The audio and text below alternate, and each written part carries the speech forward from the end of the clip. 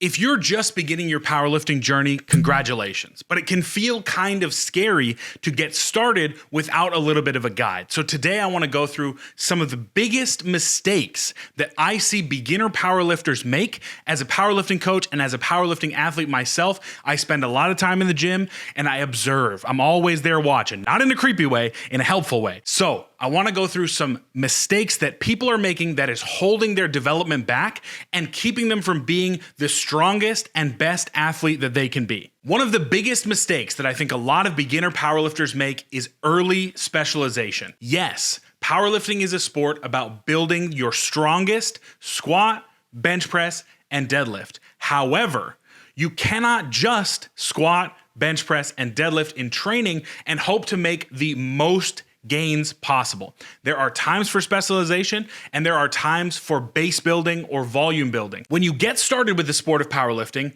all you can focus on is how do you get better? How do you win? How can you improve your total? And I totally get that. But a trap that I fell into when I first started was only focusing my effort and my intensity on my squat, my bench, and my deadlift, and neglecting the accessory movements, the mobility work, the sleep, the nutrition, everything that props up and supports a good total. I said, you know what? If I can squat more, if I can bench more, and if I can deadlift more, I don't care. So I'm just gonna practice those three movements, and that really got me in a hole and brought about some weaknesses that I then had to address and correct later. When I first started powerlifting, I was so focused on the squat because it was a lift that I felt comfortable with. I felt good doing it. I did it a lot when I played football as squat practice to carry over to the field. So I had already built up a solid base of knowing how to squat. But instead of focusing on what actually mattered in the squat,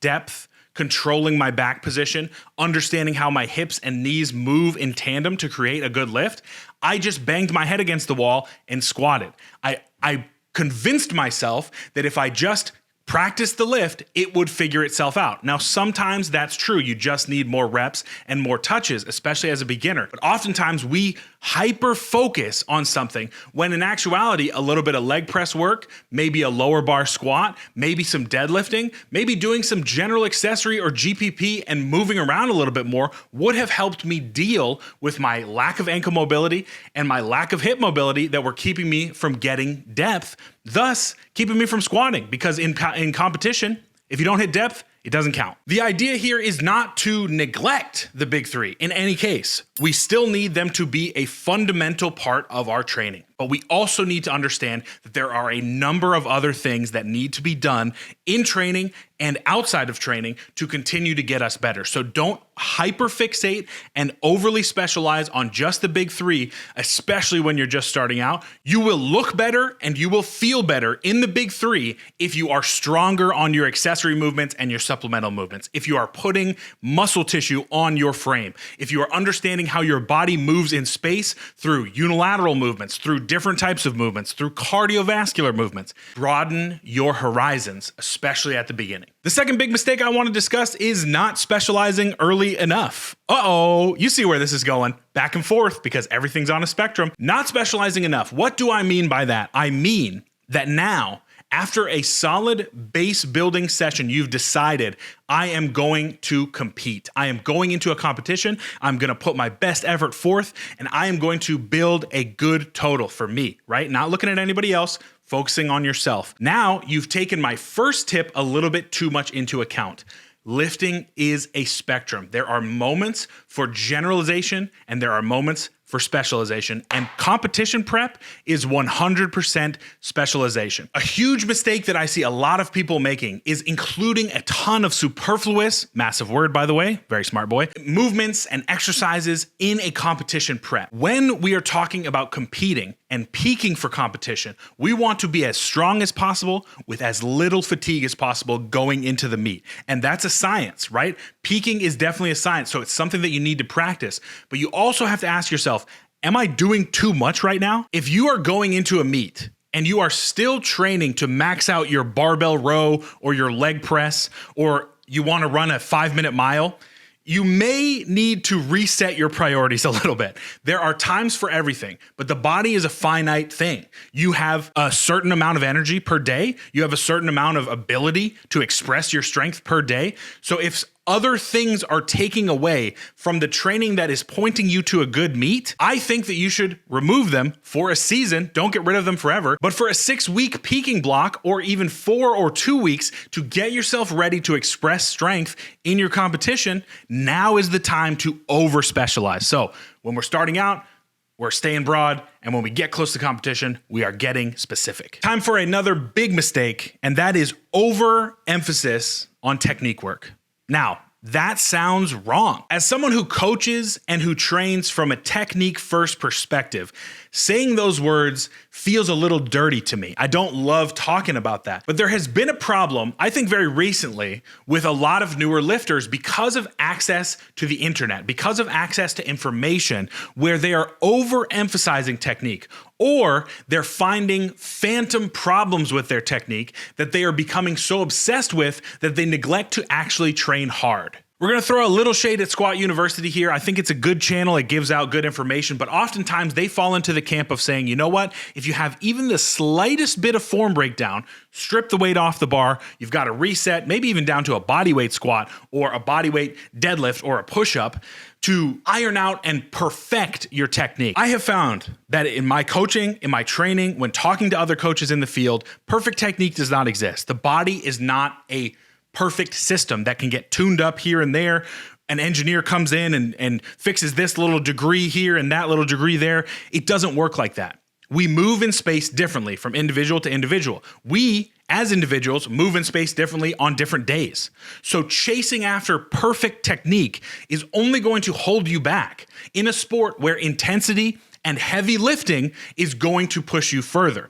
If you are so afraid of pushing the envelope because you're worried your technique is breaking down or you're not holding to a certain standard, you unfortunately are never going to reach your total potential. That's just the truth of it, because we have to sometimes push our body and give our body a stimulus to adapt to that may be uncomfortable. I am not saying that you just completely forget about technique. What I am saying is sometimes shut your brain off. Work in the technique that you have perfected, that you have trained in, and just push yourself. It doesn't have to be perfect, but it can be perfect on the day. If you don't feel any pain, if you are moving efficiently, you are most likely utilizing good technique. And if you want more information on good technique, you can click on this video right here where I go a little bit more in depth about it. But you know the drill. Another mistake that I see is not focusing enough on technique, which when I was coming up, that was the big boogeyman in lifting sports. It seems to have flipped a little bit where more people are focused on technique, which is overall, I think, a good thing. Probably less people are cat back deadlifting and slipping discs, but a lot of people I think are being held back by that. When I say not focusing enough on technique, what I mean is lifting stats have been inflated. There's more of an opportunity to see a 13-year-old deadlifting 600 pounds than there ever has been. I'm sure that they've always existed, but now again, with the internet, we have the opportunity to see it. So as a beginner, you're comparing yourself to that standard. So a lot of times you will cut corners. You will try to get in the gym and just grip it and rip it, especially on the deadlift. You're not really working through solid technique, solid fundamentals. So a big problem that I see is not giving yourself time to actually learn how to lift. You're so focused on the numbers, you're so focused on catching your peers, who are not even your peers, they're just random people on Instagram, that you will not do the fundamental work to get yourself better. And I think that's a huge mistake. You have to remove the ego from lifting. Oftentimes there are moments where you need to reset your technique, to re-understand how your body really wants to move this weight. Squat, bench, deadlift, they're not incredibly technical lifts, but there are moments in those lifts where if you are not technically sound, you are putting yourself in an injurious position, or you're just not going to be able to lift as much because you're not using technical advantage.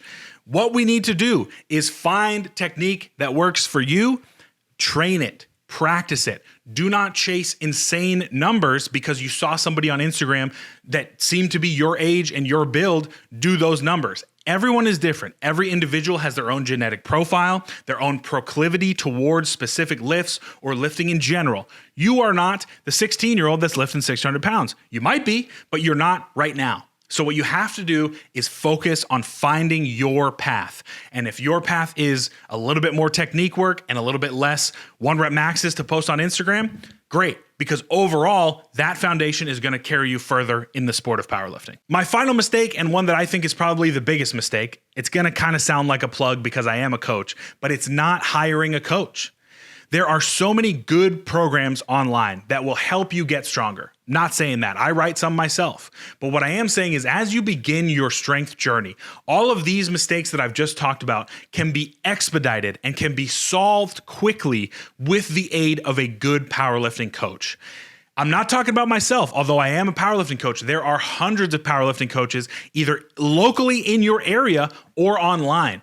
We have the ability to get each other better. And I am sure that you can find a powerlifting coach that is going to work in your price range. And even if you can't afford one, just asking them questions. A lot of powerlifting coaches are incredibly open to just troubleshooting with you for no cost. I know I'm one of them. I love troubleshooting programs, talking through stuff. Join our Discord if you have any questions like that, and you can get coaching light for no charge at all. You can get some solid information from a group of people who I think know their stuff about lifting and will help get you better. Speaking personally here, I really didn't want to hire a coach because as a coach myself, I thought, you know what? I know how to do everything anyway. Why do I need a coach? Coaching isn't just about technique on a specific lift or the percentages that you need to train at in a given day. What coaches do is take so much of the mental stress out of training. Can you imagine failing over and over again and not having anybody to troubleshoot or bounce ideas off of? It's really a tough spot. As someone who has self-coached and who has had a coach in the past, it is incredibly difficult to not mentally spiral out of control when you don't have somebody to kind of talk things through with. Even that is enough to help put you back on the path towards progress. So I would really, really, really encourage you, if you are just starting out in your powerlifting journey and you say, you know what, I'm just a newbie, I don't need a coach just yet, I don't even want to compete.